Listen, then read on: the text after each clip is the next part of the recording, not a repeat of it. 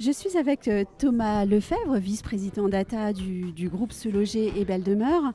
Nous venons de terminer la conférence de presse traditionnelle et très intéressante qui a donné son analyse du marché haut de gamme en France.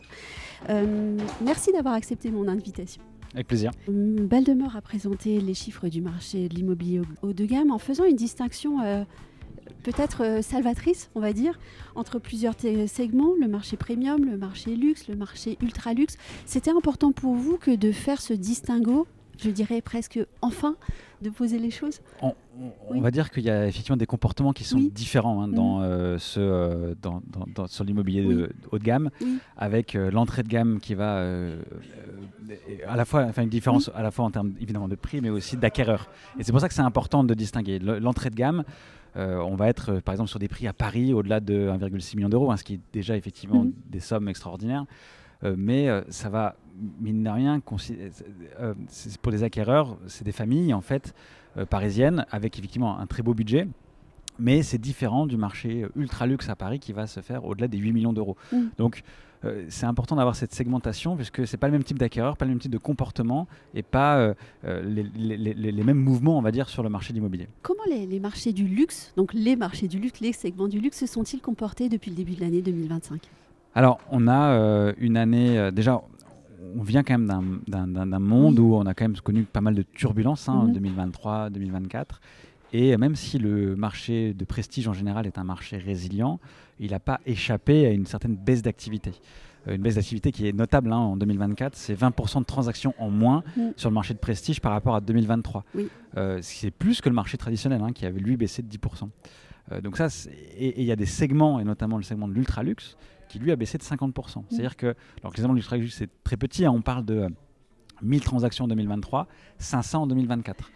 Donc c'est un marché, mine de rien, qui a été pas mal impacté par les différentes turbulences qu'on a pu connaître, incertitudes politiques, où les acquéreurs ont repoussé leurs projets immobiliers. Et c'est ce qu'on voit du coup dans les différents chiffres. Et à l'inverse, en termes de prix, pour le coup, là on a une grande stabilité. Avec une baisse d'activité de l'ordre de 20% sur le marché traditionnel, on aurait dû avoir une baisse de prix très forte. Et là, c'est là où on voit que le marché du haut de gamme a des particularités. C'est que les prix se sont stabilisés et ça s'explique par une offre qui est évidemment très rare et des acquéreurs tout à fait exceptionnels qui sont prêts à mettre le prix pour s'offrir leur écrin, leur propriété tout à fait exceptionnelle. Donc, ce qui vous a conduit à dire que c'était finalement un marché assez résilient au fond. Finalement, oui. Malgré les différentes turbulences qu'on a pu connaître, à la fin, les prix n'ont pas tant baissé que ça. Alors peut-être unitairement, il y a quelques négociations évidemment très fortes, mais en moyenne, les prix sont restés assez stables et sont sur des niveaux de valeur qui restent élevés, alors qu'à l'inverse, le marché plus traditionnel, on le sait, a pas mal baissé depuis 2022.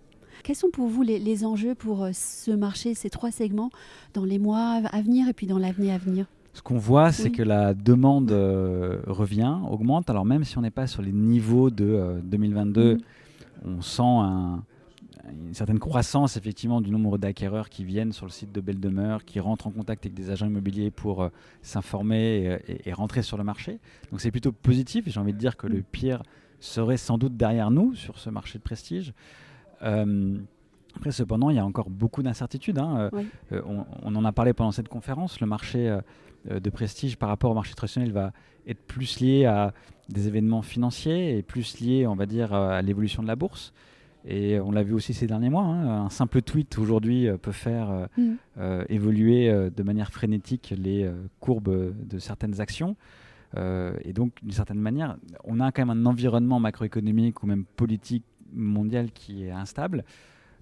Qui peuvent avoir des impacts sur le marché français. Néanmoins, le marché français, encore une fois, on le voit depuis de nombreuses années, depuis 5 ans, on fait cette conférence de presse Belle Demeure, c'est un marché très résilient.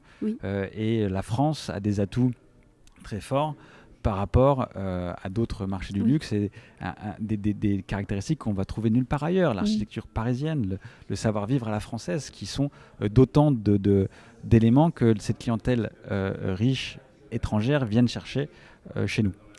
La France a des atouts, vous venez de le dire. Elle a peut-être aussi un défaut principal, c'est sa fiscalité. La fiscalité est un élément évidemment important pour ces différents acquéreurs qui peuvent Alors, et qui peut à la fois faire partir des résidents français fortunés ou freiner des acquisitions en France, notamment si on prend un débat récent sur l'augmentation des droits de mutation.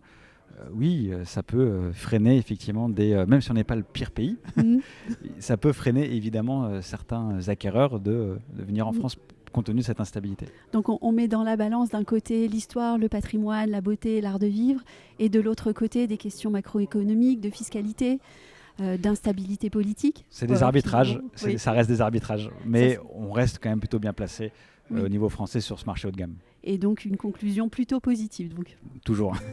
Merci beaucoup. Les ondes de l'IMO. Osez la curiosité pour votre bien.